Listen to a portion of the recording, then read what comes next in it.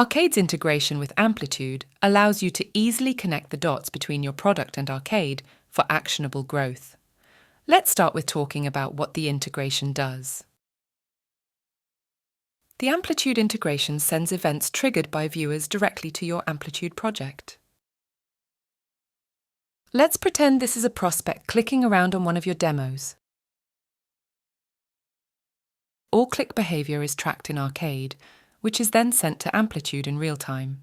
Here you can see the event behavior represented on the user profile in Amplitude.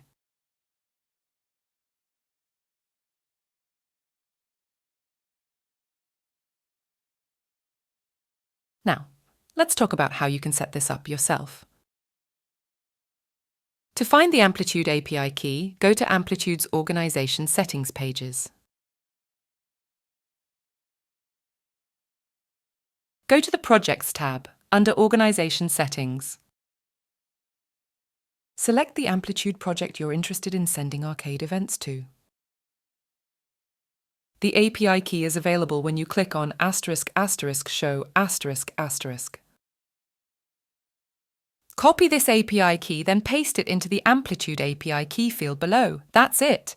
Now you're ready to track viewer engagement and behavior in Amplitude.